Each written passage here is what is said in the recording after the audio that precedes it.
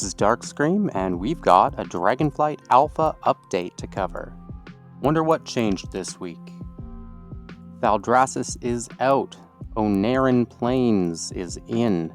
This is the Centaur, kind of a really wide open plains area. I believe the green dragons are also based here. We've got new dungeons. The Azure Vault and Brackenhide Hollow.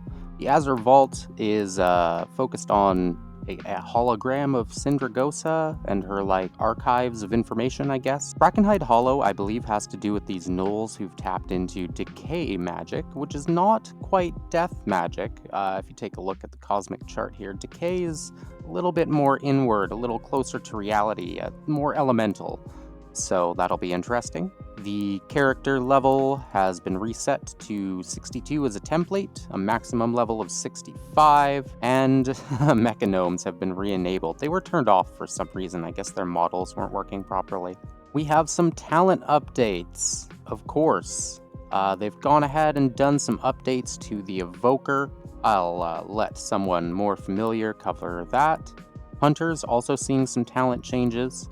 I know the hunters have been back and forth getting good feedback done on their talent trees. Of course, we have the Paladin trees. Looks like the Holy Paladin tree is now enabled, so you can now play with Dragonflight normal style talent tree for Holy. They've gone ahead and fixed a couple of talents, doing some tuning here. They've rearranged the positioning on some protection talents, added some additional node connections, just fixing some bugs. Retribution, we have a lot of changes, so we'll take a deeper look at this in a separate video here. But it does look like a bunch of the static passive talents got cut. They've gone ahead and added some additional talents, so Mastery, that's not a good talent. Seal of Wrath. This one actually is. This is kind of interesting.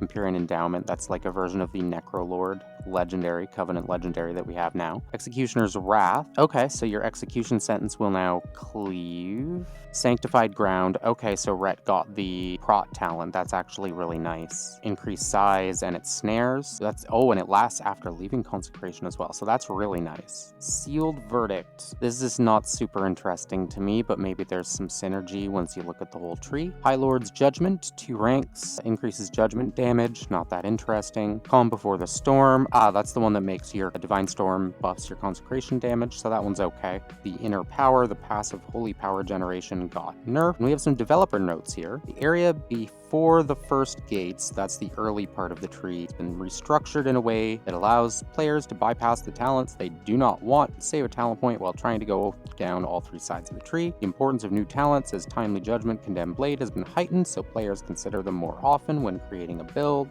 They moved up Zeal and Blade of Wrath, solidifying the foundation of Retribution Paladin, moving up some of the Avenging Wrath choices, making some adjustments for the execution sentence and the new node. We'll have to take a look at the talent tree to see how that works out. Looks like Shaman's getting some changes. Big nerf on Earthquake damage in the alpha there. Resto making that Cloudburst healing totem a little better. Warlock's seeing some changes. And the unveiling of the Warlock talent tree. So I'm sure there'll be a lot of excitement about that one. Can't wait to watch some Warlock experts cover what they think. Because I know especially since Legion, Warlocks kind of felt like Demon Hunter stole their toys. And recently Warlock's been really good and then it got nerfed. So it'd be nice to see them have something to be excited about. They have a lot of write-ups about what they've done here, but I will leave that for a Warlock expert. Warriors receiving some changes as well. Looks like mostly the DPS trees. Next up, we have Professions. Looks like they're building up the Professions UI, adding some filters for the Dragonflight. Really simple stuff, just quality of life, making the UI feel the way it's supposed to. Looks like they've added gathering nodes, mining and herbalism nodes in Ohn'Ahran Plain. Players will not be able to gather these nodes. Oh, okay, so they're just there, but you can't gather them. They've turned on engineering, so that should be very interesting. Engineers crafting the wrist slots. Interesting, and they're going to have on-use effects. Jumper cables are now available to non-engineers. I think that's a good thing, because engineering is really heavily selected in Shadowlands right now. Professions are in a weird spot, Shadowlands. Safety components and malfunctions. Oh, awesome. So that's based on their specializations and engineering skill level. That's very cool. One of the things that's happened is you take engineering and you don't level it because everything that you'd want to use has a minimum requirement of 1 engineering skill. And it looks like they've also added some bombs and consumables, fun engineering stuff. Tailoring turned on as well, so tailoring probably looks like the other armor crafting professions. Specialization.